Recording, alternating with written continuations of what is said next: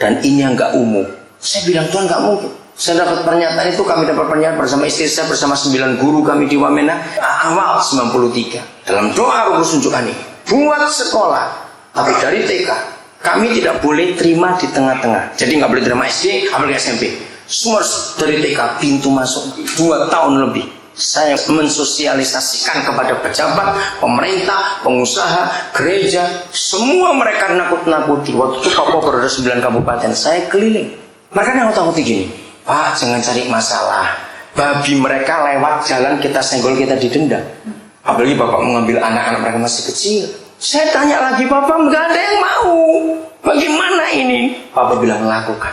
16 Juli 95, TK pertama berpola asrama berdiri di Papua, di kota Nabire. 17 Juni yang lalu, generasi pertama lulus, saudara. Waktu kami perpisahan 17 Juni 2008, saya nangis, istri saya nangis, pengasuh-pengasuh nangis, karena 13 tahun lalu anak kecil-kecil masih TK, diceboi juga kalau mandi, diajarin gosok gigi juga. Sudah SMA, sekarang mereka ada di Semarang, di Malang, di Jogja, dan Salatiga. 13 tahun kami tunggu. Waktu mereka memberi kesaksian, nyanyi, kami nangis. Ketika mereka mendoakan guru-guru, anak-anak guru, yang guru sudah meninggal, kami semua menangis. Karena ada beberapa guru kami meninggal gara-gara malaria. Ternyata anak ini masih ingat. Mereka doakan guru-guru sudah keluar. Mereka doakan pengasuh-pengasuh mereka yang sudah keluar juga. Siapa nggak terharu? 13 tahun. Waktu saya dapat pernyataan itu, Roh Kudus bilang gini, Daniel, kamu akan melihat hasilnya setelah 18 tahun kemudian. Saya langsung melek doa itu. Saya bilang, saya umur berapa nanti?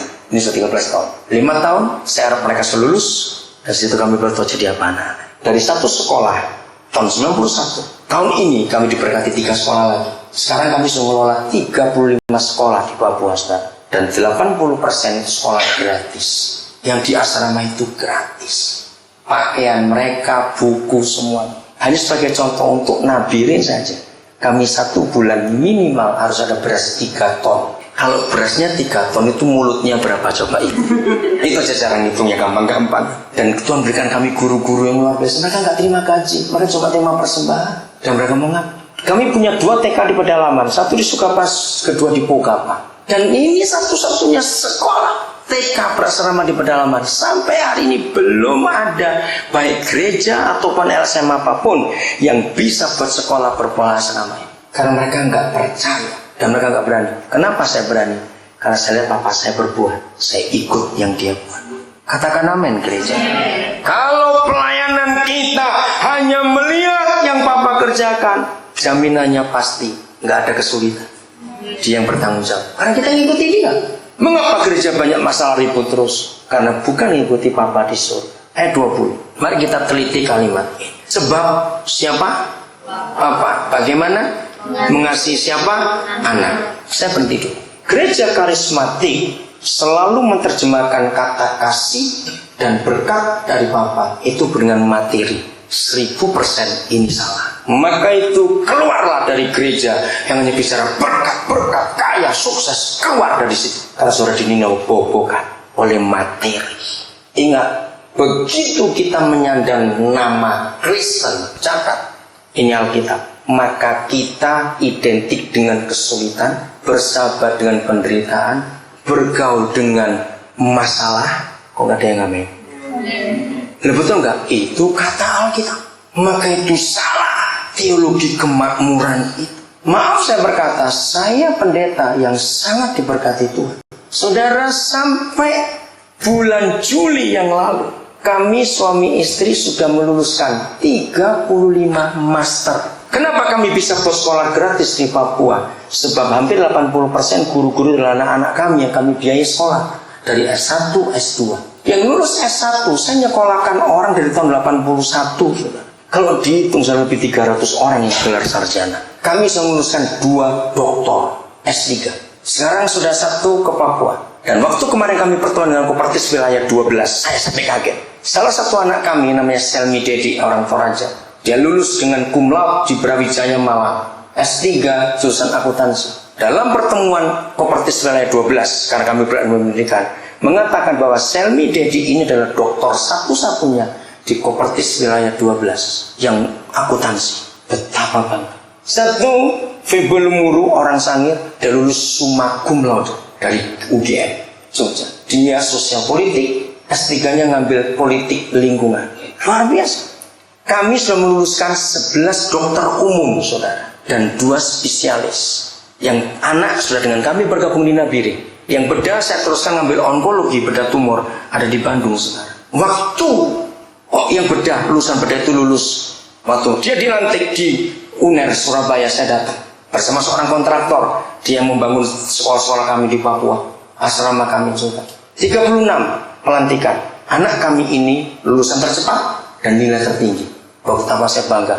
Saya noleh kiri kanan, nggak ada seorang pun pendeta di situ. Saya pendeta satu-satu. Betapa saya bangga. Dari 36 lulusan itu, 22 itu anak doktor, anak rektor, anak dosen kedokteran. Ternyata sulit ngambil spesialis.